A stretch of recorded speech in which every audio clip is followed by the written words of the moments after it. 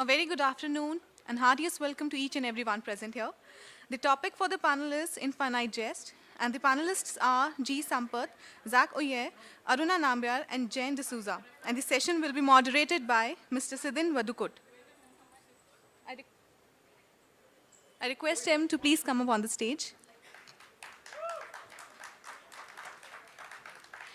G. Sampath is a columnist with Live Mint and the author of How to Make Enemies and Offend People, a collection of non-fiction humor. Historical columns have appeared in DNA, Mint, and First Post. He was formerly deputy editor DNA and also the newspaper's books editor for 7 years. Zach Oye is the author of comic thrillers Once Upon a Time in Scandinavista and Mr. Majestic.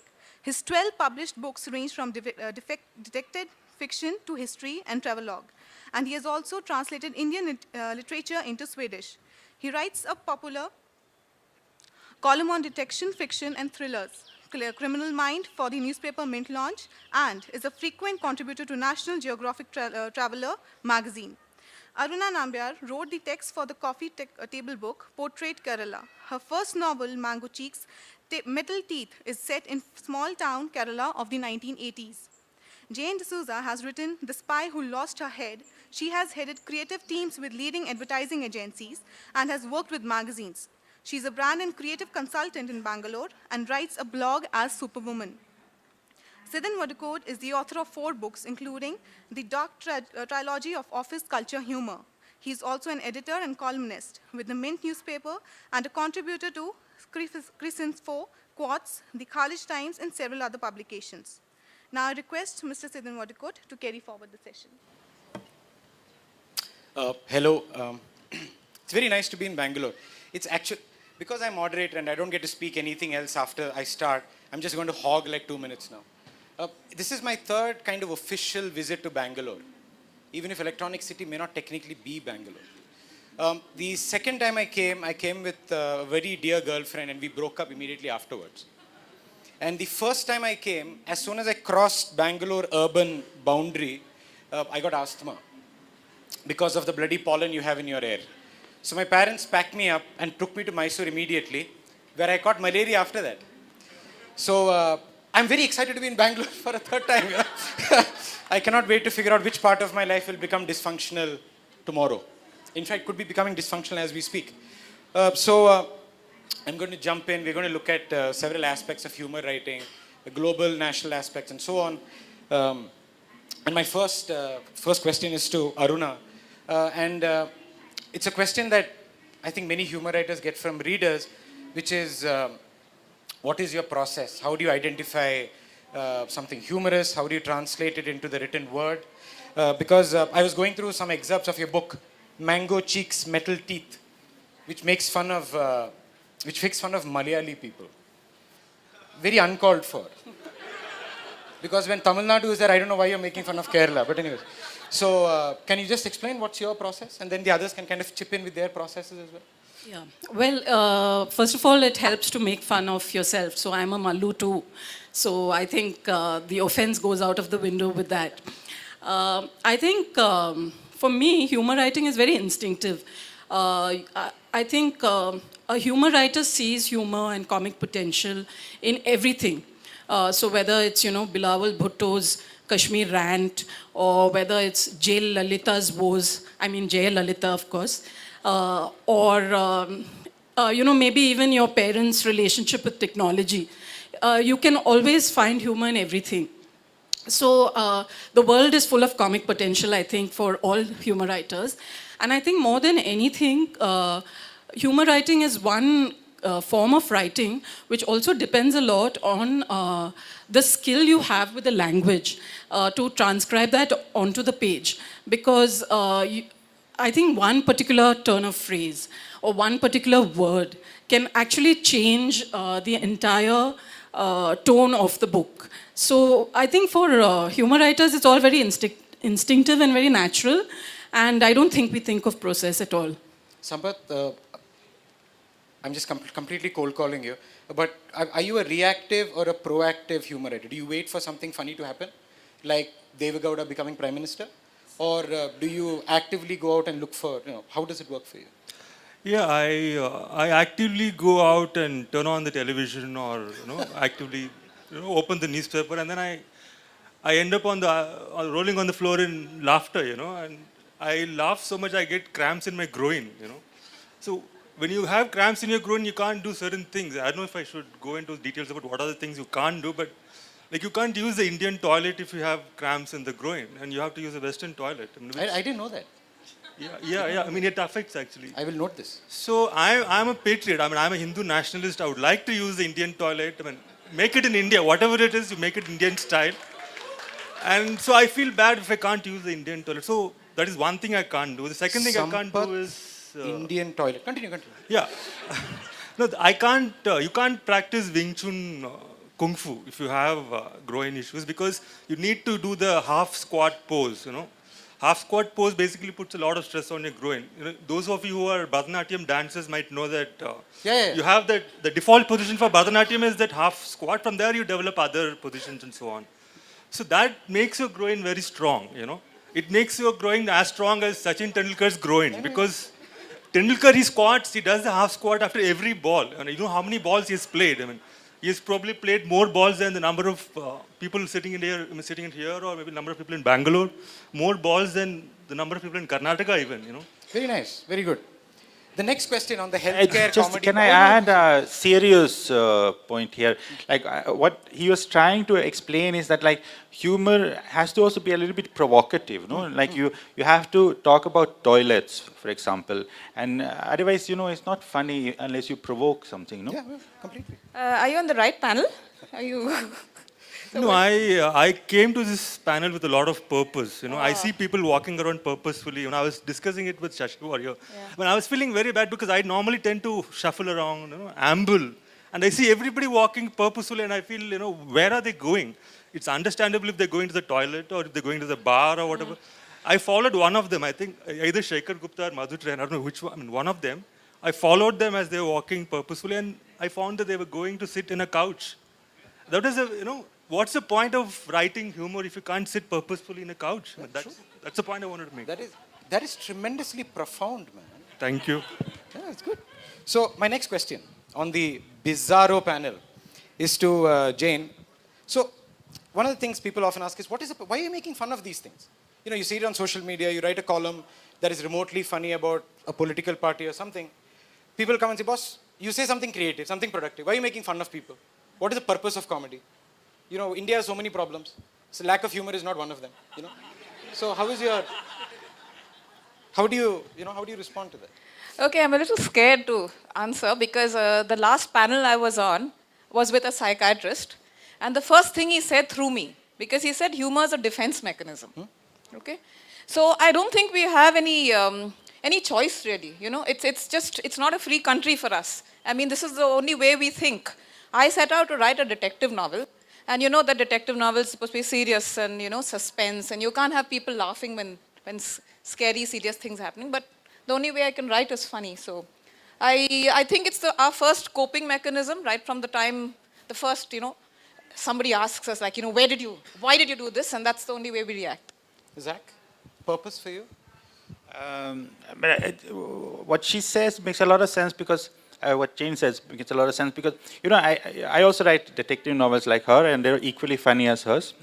And I feel, it's really nice, like if you kill somebody, then on the next page you laugh about it, I mean, not like morally or ethically, but in a sense, like the reader might get really sad if they like root for the character and the character's head is chopped off. And then on the next page, maybe Sampath finds that head in the toilet that he's looking for. And then it becomes funny, And then you feel better, maybe. Or Sampath might feel better. I have a non-literary example for this. Some years ago, there was this group which decided that they're going to politicize Valentine's Day. And, women were being assaulted and young couples were being threatened. And there was all this outrage and fear and menace around this whole Valentine's Day thing. And there was this one group that decided, they call themselves the Consortium of Pub-Going, Loose and Forward Women. So they decided to turn this on its head with humor. And they called on people to send this group pink underwear as a Valentine's Day present. And of course, they were inundated with this, and this became the Pink Chaddi campaign. And in this way, they actually reduced, a very charged debate into by actually showing it the ridicule that it deserved. They made it a non-issue, and they made it no longer politically expedient. To make it an issue. So I think humor can really, in terms of satire, it can really change equations. And in a world, in a country where we often feel helpless and hopeless, I think humor can be the great equalizer. Yeah, I think a lot of go on. Yeah, my take on this larger purpose of humor is that humor, of course, has a larger purpose, but it is not easy to pinpoint how large the purpose could be. Can humor possibly help humanity overcome the forces of evil and darkness? Maybe if all the humor writers sort of band together and form an Avengers team and decide to fight the forces of evil, maybe we could also, make the planet a better place, overcome global warming, climate change. Find a cure for cancer. That's possible, but we have to make an attempt first, unless there is intention. Again, But if you joke too much, you might start like burping and farting, and that might actually, global warming might go up, no? Exactly. Especially if, suppose cows got to read your book, for example, and they farted. That methane gas, it's very dangerous for global warming. Innovation, yes. You have to innovate, and think of new Humorless synergies humor. between That doesn't make you humor laugh so much that you fart. Yes, absolutely. Very good, I think. Should have never agreed to moderate this panel. Anyways, oddly enough, because both of you seem intent on crossing the boundaries of polite panel discussion, Zach, I'm trying to figure out, you being the odd one. The oppressive white man on the panel. The abnormal. There is I know. a general I feel very sorry about that. There is a general difference. There is a general difference between the way different countries process humor, right? Like, sorry. for example, I'm really sorry. the Swedish East India Company, we will never forgive. So, because, like, I live in the UK, and I'm not saying that to show off, a little bit. And, there is literally no start and stop. There's this general deadpan delivery of. In India, on the other hand, it's, okay, start, Kapil Sharma, stop. You're supposed to, put clear boundaries to humor. You're supposed to say when the joke starts, you stop, the joke ends, and now life gets back to normal. The US, so because you've lived in India for I think 15 years, do you sense a difference in the Indian approach to humor vis-a-vis the Scandinavian, the suicidal Scandinavian?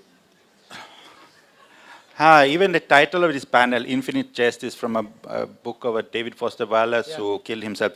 I was really worried whether you were coming to hear us being funny or watching us commit harakiri. Seriously speaking, what was the question again? No. I know. There is... I mean, of course, like the same kind of things make people laugh all over the place. But I feel, for example, in European creative arts, like if you do books or films or something like that, there's a very strong unity of purpose in arts, which goes back to already the Greek dramas and the French classicism and these movements. And so, if you make a comedy, then it's like a comic film or a comic book throughout. Or if you make a tragedy, it'll be very tragic. There won't be any fun in it. Whereas in the Indian context, what you can do, you can actually mix, like a wonderful book like this. You have a murder on one page and then you laugh on the next page. So, and I think that has to do partly with the way we watch these Kannada movies and Bollywood movies and masala movies and all these things, where you're supposed to have a strong love story, even if it's a comedy. You're supposed to have a gangster who beheads a few people, even if it's a comedy. And you're supposed to have the song and dance numbers as well. And we're so used to it, being switching between serious moments and light moments and things like that. That I don't know what I'm talking about really, but But I think it goes back to Natya Shastra. No, they talk about these rasas, no, 8 rasa, and then there's the ninth one that is sort of opposes all of them for some purpose. And humor is one of those, and then there's the tragedy is one of those, horror is one of those, and so on. And all these elements are supposed to be part of a good play.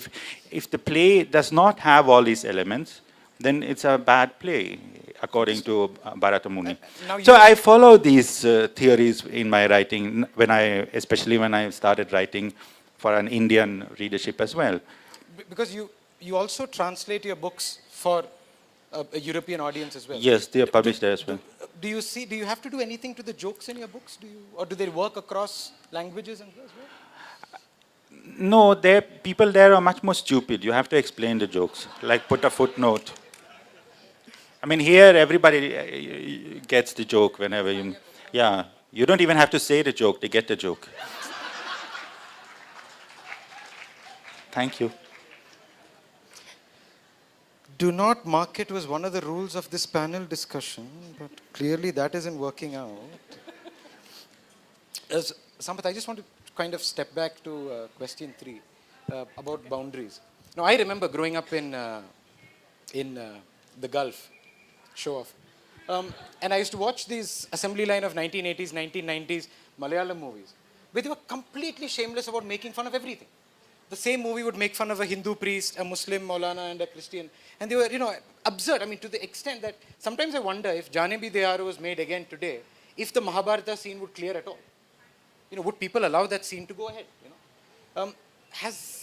For good or bad, has what is acceptable to be made fun of changed, do you think, in the last 20 years? Or is that a response to politics? Is that is just a cycle? What do you think?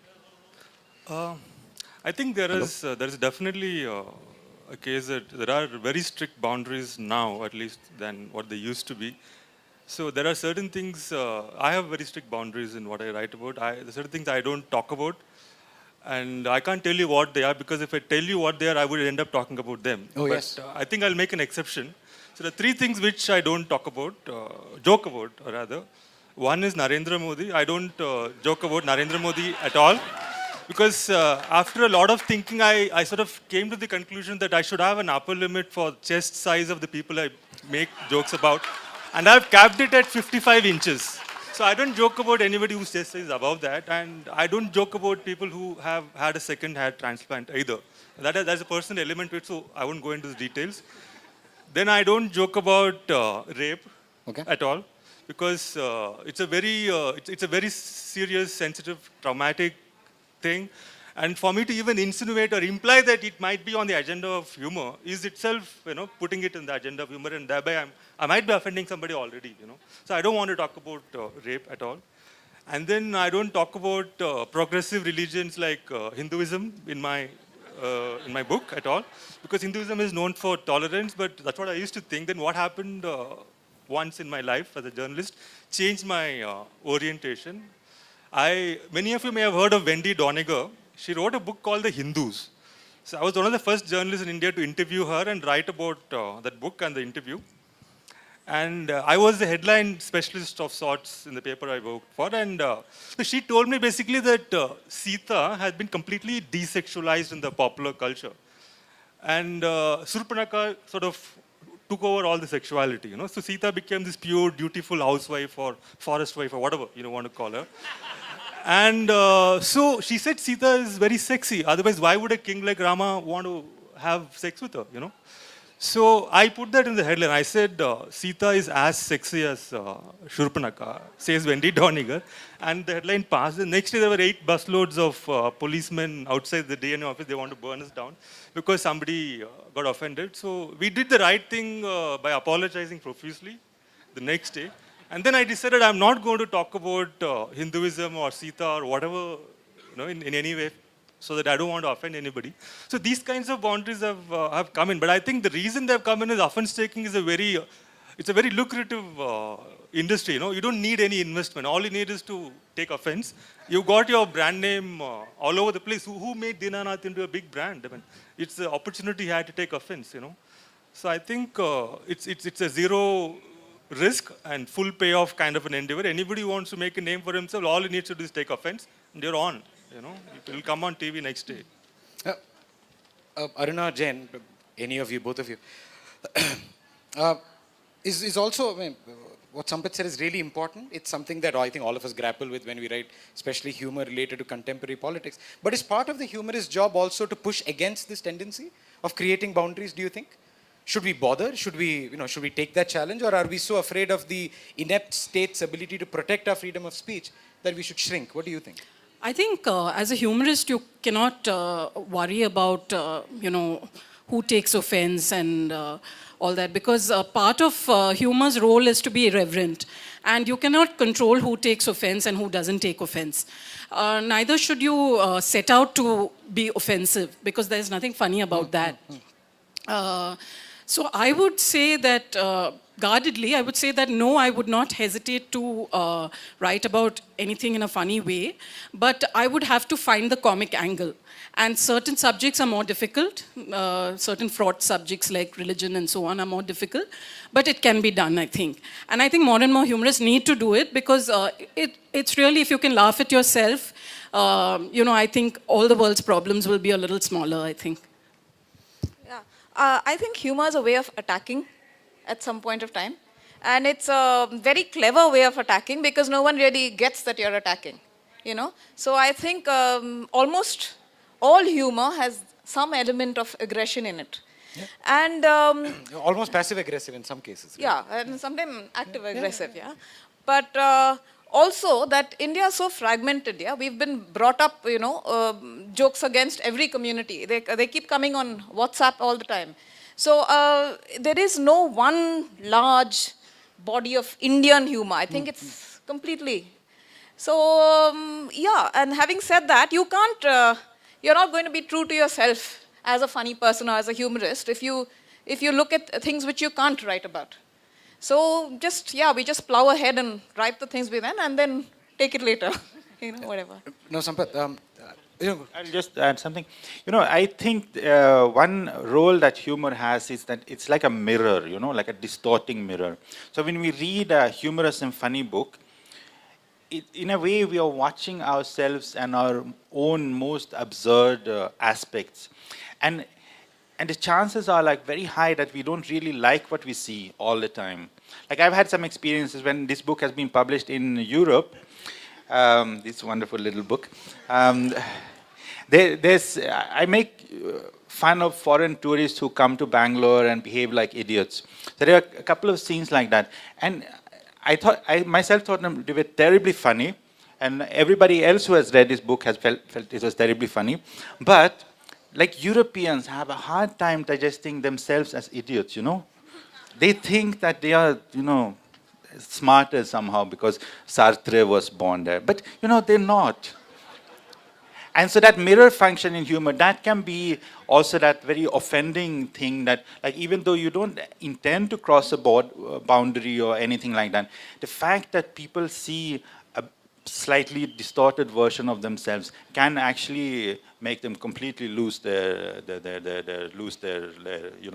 lose that whatever they lose. Sampath, I know you said you'd never make a rape joke. And I know this was a big issue, especially after the Delhi sexual assault case. And there's big discussion. You could sense that there's a group of people just looking for even the merest hint of rape being mentioned in a non-serious. I personally believe you should be able to make it because that's freedom of expression. You shouldn't deserve any credit for it, You shouldn't be beaten up for it. You can be. Would you guys make rape jokes? I know it's a tough question. Would you make a joke? And if not, why not? Why would you make jokes about other crimes that violate the person? You mean we make jokes to get ourselves beaten up?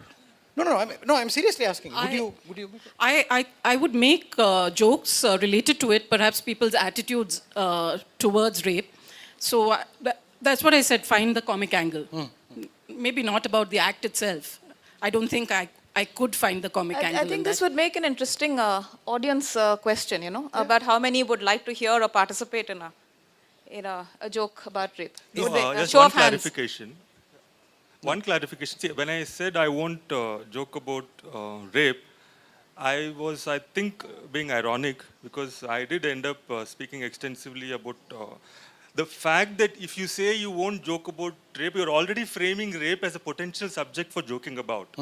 So that itself is something, you're doing something wherein you are sort of saying it might be a joke when you're saying it may not be. So I think, there is a lot of it which involves shame and guilt and so on.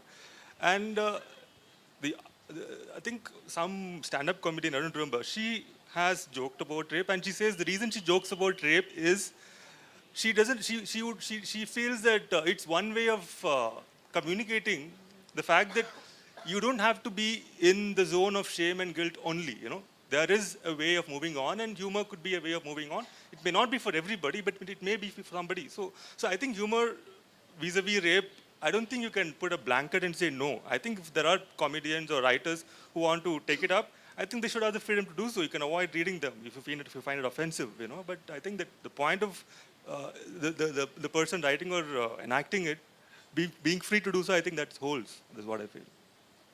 It's, I think the more humor writing there is in India, and the more there are, especially young humor writers, I think eventually humor writing is one of those things that is really pushing the limits of our legal rights, the freedom of expression. And what I always find is inevitably there is an element of hypocrisy in it. Like I know people who are perfectly happy if you make a joke about, say, the Gandhi family, but immediately the smile droops if the joke is about, say, Modi. Works the other way around as well. I know people who are more than happy to, I've met a guy who once said his lifelong mission is to stop people calling Malayalis Mallus. And I told him, and he said, no, he said it's derogatory. I cannot think of how it is derogatory. I've thought about this, how? How is calling Sita sexy derogatory? Yeah, true. That's because we're assuming sex is, there's a certain stigma. Anyway, I know it's a panel discussion and we've got very serious. But again, this leads up to my next question. It's actually quite serious business, the business of writing jokes and humor and making fun of things. I find it very traumatic sometimes because I feel that for the genre I write, there is no other payoff for the reader. I offer no other payoff. If you do not laugh reading what I've written, there is no other, it's pointless. Bill Bryson can write a funny travel book. You can find his jokes bad, but at least you've read his travel writing. It's true for lots of other, non-fiction. But if you say this is a humor novel or a humor column and you haven't laughed at the end of it, complete lose-lose. I still get paid, so it's kind of win-lose.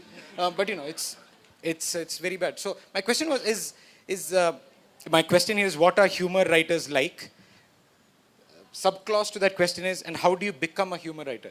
Were you guys always people who wrote funny things? Did that happen? Was there a traumatic life incident that made you a humor writer? Anything? Speak for myself. I never thought of myself as a humor writer or not wanting to be a humor writer or anything like that. Horrible things keep happening to me, and I just write about them. And if they are funny, they end up as humor columns. If they are serious, they become social criticism or political columns or whatever. So that's how it's been. And for me, the payoff works differently. I think I'm quite okay, funny, humorous and all that, but despite that, other people think I'm very morose and depressing and, serious and all that. So when I make a funny, say something funny, like, I once told my wife, why don't we have a threesome with a lesbian? And she thought something is wrong with me and wanted to take me to a psychiatrist and all that. So these kinds of things, the only way to deal with it is to write about them, Or let's say you want, I'm interested in naked yoga, Good. Yeah. But if I can't suggest it as without in yourself or no, with other people who are interested in naked yoga also. So, but you can't really, discuss this with the people around you. They think something is wrong with you. The only way to do it is through writing, Yeah. So that's good. So it's a payoff for me. No, I'm serious. It's a good point. You sometimes as a writer, I sometimes see catharsis in my, I try to make fun of something that deeply disturbs me. I make fun of Jugaad jokes, but Jugaad pisses the heck out of me. Or so many other things. Other guys? How did you become? I think no. I think this is a common thing that we get. That is there something wrong with you? Yeah.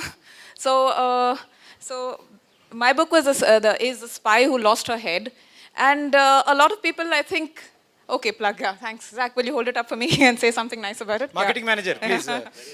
Yeah. Okay. So Yeah, so people actually expected it to be, about serious, cathartic, thriller genre. They pick up the fear, they see the blurb, and very often I get this question: "What's wrong with you? What's?" Yeah. And I remember when the Robin Williams the tragic suicide happened, there's a big discussion that, are all comics depressive? I read a book recently, unfortunately I can't recall the name, very good, well-quoted book on American comedy writing, where the guy says all comedy is an outcome of truth and pain, all jokes. They express the truth around you, and then they pick out the pain in the truth around you. All jokes work that way. Who was it who said that the world is a stage. tragedy? The world is a tragedy for those who feel and a comedy for those who think. Yeah.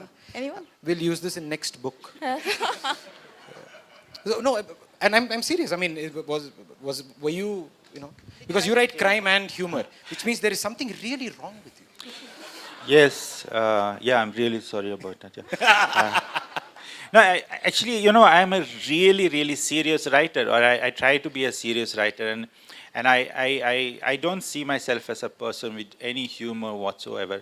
But the thing is that it's so boring to write a book, that you have to make it light somehow because it takes a long time, and then you come to think of something funny, then you put it in the book, and then it becomes like more fun to write it, So humor in a sense is like, we were talking about a defense mechanism function.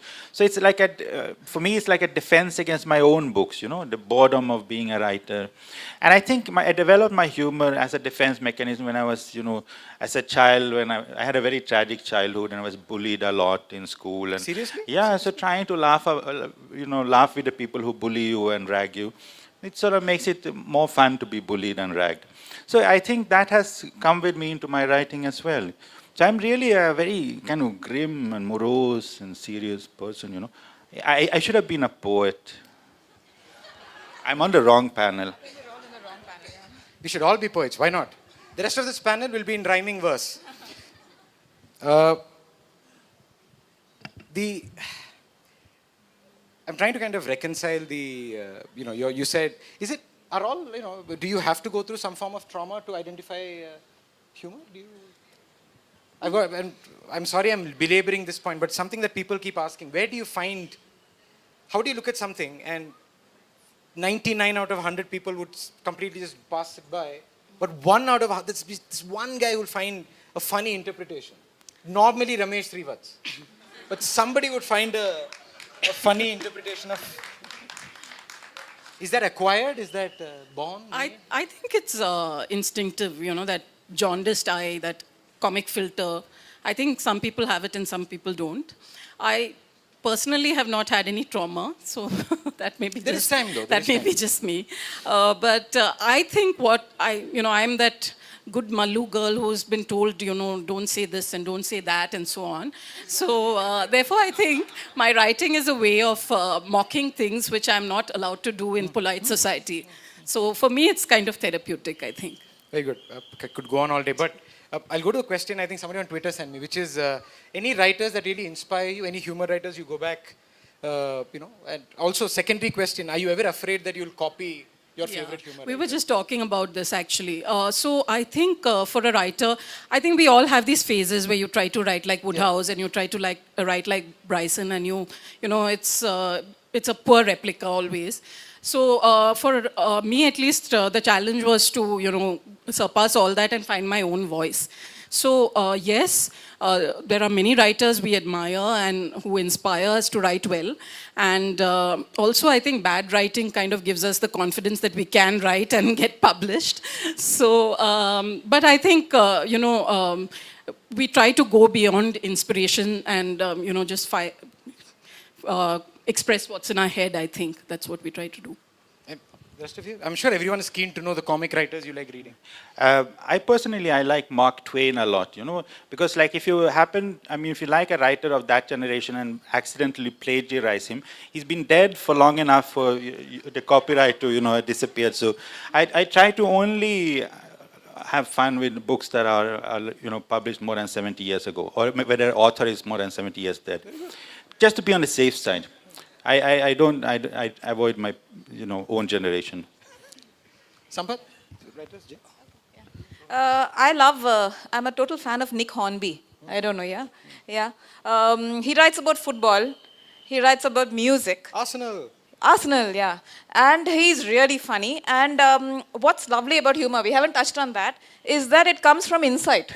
All really great humor comes from an insight. So this book I'm reading, he's got a rather male voice actually, but it's about how to be good. Basically, I have two role models basically for my humor writing. One is myself, the other is God. So myself, I have. So that's exactly like Modi, right? Modi, yeah, but I don't think. Yeah, I guess I agree. Yes. And is there any difference? The emergency exits are that way. So I have a lot going on in my head. So I don't need television or internet to sort of get rubbish entertainment for myself.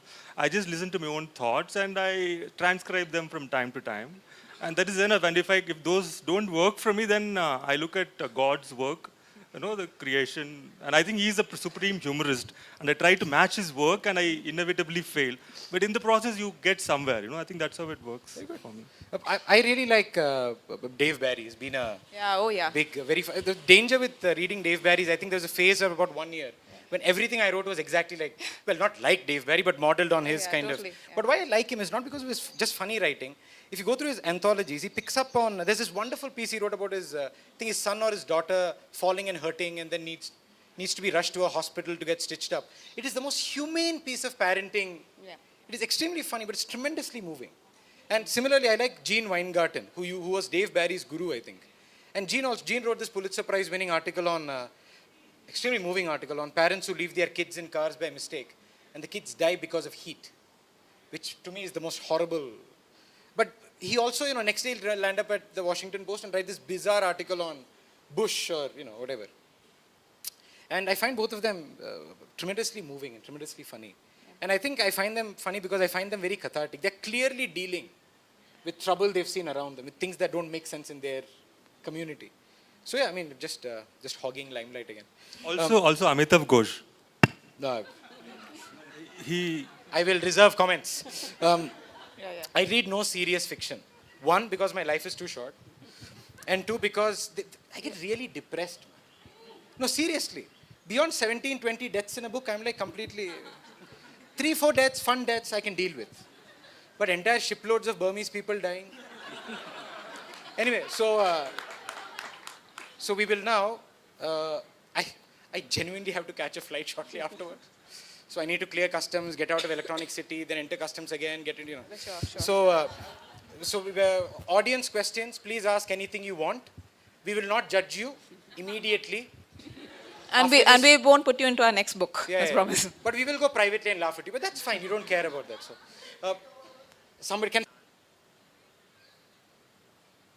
Hi, I'm Zishan and my question is to everyone. One day, they will discover a mic that works. One day. Mic and LCD projector, one day. Bangalore, work on it, man. It's your thing. Seems broadly your kind of... Delhi is the tech capital. Hi everyone, my name is Zishan and my question is to everyone in the panel. What do you think is the relationship between humor and wisdom? Direct, isn't it? Anyone wise? Direct and strong and parallel. I think it's a lesbian relationship because they both are unisexual in a way, I think humor has always been lesbian and wisdom has undergone a sex change operation and it's also lesbian. I think that's my view. I think does anybody wants I think Sampath's come here with 2 topics, okay? The lesbian topic and the toilet topic, and he's like bugging them in all over, right? I think good humorist, I think it's not wise, at least tremendously perceptive. Because wisdom is kind of a subjective thing to look at. But I think Art Buchwald, some of the great, Thurber, great humor writers are all tremendously perceptive. If that perception leads to wisdom, good. But I think perception is a what they call not a hygiene factor. What's the other factor? There are 2 factors. Yeah, so then it's a hygiene. You need it. I mean, basically what I mean is it's necessary. That's what I was going to say also. I mean, humor without wisdom is not really funny. And wisdom without humor is also not very funny. And I think the classic example is the humor on television. You know, the humor that you deeply dislike, and the humor that makes you think. I mean, there is humor that you can laugh at, but you know, it's frothy. Or you know, 90s Hindi movie humor. I think it's classic unwise humor, to a large extent. And now it's much more smarter and so on. I know I'm stereotyping, but yeah. So yeah, but we are all wise. My name is Abhay Dikshit. There are two questions. One is to Sampath and one to the other panel, whole panel. Question to Sampath is, he doesn't make jokes on Hindu religion, he said. So I would like to know, have you listened to him about some jokes on Muslim or Christian religion? That is the first one. And the second one to the whole panel, and that is, I was surprised that the 4 Indians here from different languages cannot think of an Indian author who wrote humor well and becomes a role model. Why do we have to look at foreign countries? Oh yeah, no. Very good question. Let me just answer the second one first. Very correct. I mean, in fact, a lot of my humor role model authors are Malayalam authors. Are M.T. Vasudevan Nair, Vaikom Muhammad Bashir. Phenomenally funny. I mean, anyway, that's another panel discussion. But very funny. Somebody I've discovered very recently is an author called Aubrey Menon, which I don't know if many people have heard of, but he was actually quite popular once upon a time. And then got into trouble because I think he made fun of. I think he actually did a book which was somewhat. He wrote his own version of the Ramayana, I think, which was not well received. So he kind of went into seclusion. But he was a tremendously funny writer, and you find his books on Amazon. And I think they're planning a reprint shortly. So no, I mean, I'm sorry I only mentioned Barry and Bryson because they come top of my head. I am influenced by many writers. I love the absurdist humor of the great Malayalam writers. Vaikom Muhammad Bashir is one of his most famous books is something called the world famous Nose, about a man whose nose just keeps growing and growing, which seems absurd, but it is an unbelievably good book about society. So I'm sure, I mean, please take on. If you have other Indian authors. R.K. Narayan was definitely well, again, not an influence, something I enjoyed reading, I would say. Salman Rushdie also, like Midnight Children, is a very funny.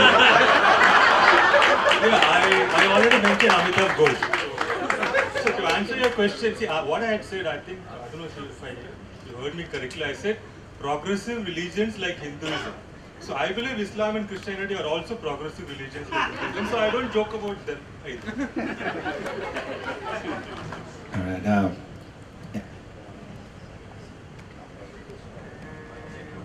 One day. Okay.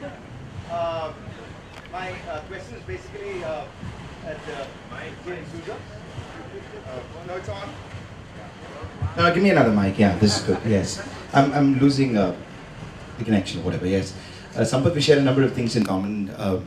Fascination for lesbians, hairstyle, etc. Unfortunately, my question is not for you. It's for Jay D'Souza. I heard so many of this making this cliched comment. Humor comes from inside. I know a number of things and people who come inside, but humor? I mean, what do you mean actually when you say humor comes from inside?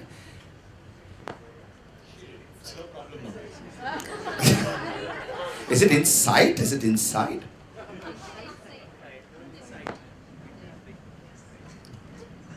Yeah, you can't really you can't really be somebody if you're a humorist whom you try to copy. I mean, you can't write somebody else's angst or somebody and be provoked by it and feel angry enough to write humor, because that's where humor comes from. It has to be your own problem. And just to add, I know it's cliche, but it's completely true. Without some form of insight into existence, it's quite difficult to make jokes about stuff. Yeah, that brings me to another cliche, be yourself. Yeah.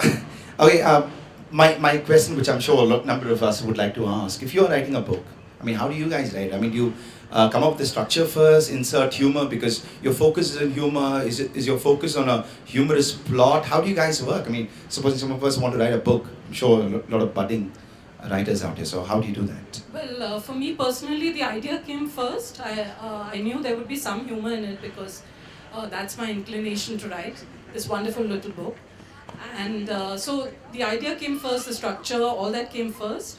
And I think, this is something which sounds very pretentious and many writers say, but it's actually very true that once you start writing a novel, it takes on a character of its own. And you just run with it. So that's the experience I had with my book, because mine is really a story about coming of age, and it explores that moment, that coming of age moment where children awaken to social iniquities around them. So this is a very serious topic, and but if you look at the book, it's very madcap and lighthearted and so on, and it was not intentional.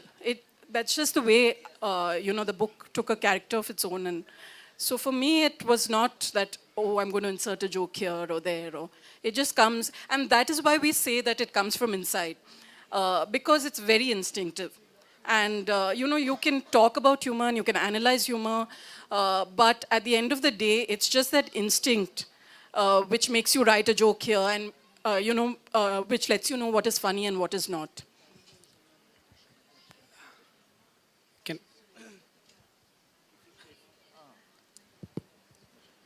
If you plan to write a book, I think it's very important to think of the larger structure, because, like, although you can pepper your book with the joke after joke after joke, ultimately I think a reader will get a bit tired of it unless the larger structure works. So even a humorous book has to have a solid foundation, as any serious novel plot-wise. And in that larger structure also, you can build in certain larger jokes which begin in the beginning of the book and give a payoff towards the end of it.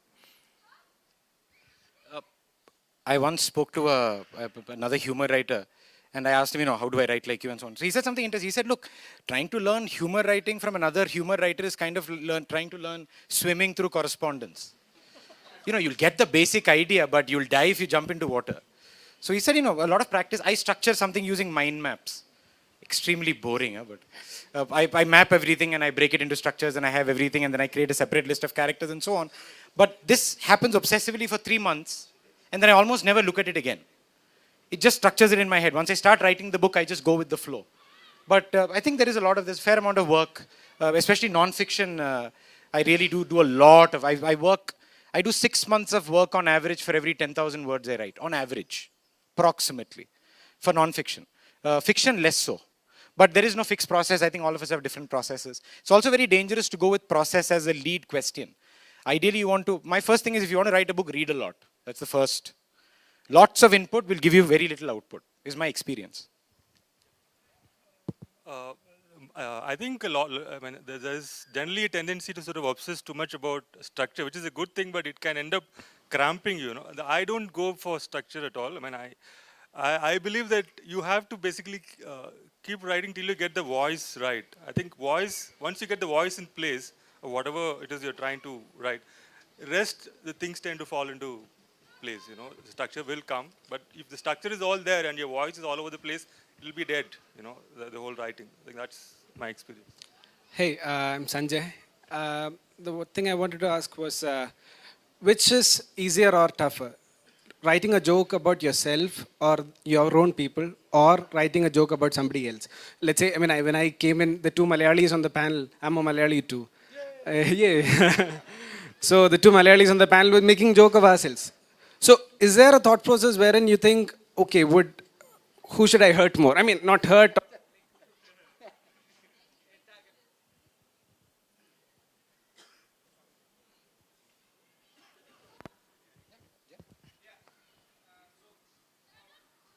What's that thought process that goes into you? Which is tougher or easier for you?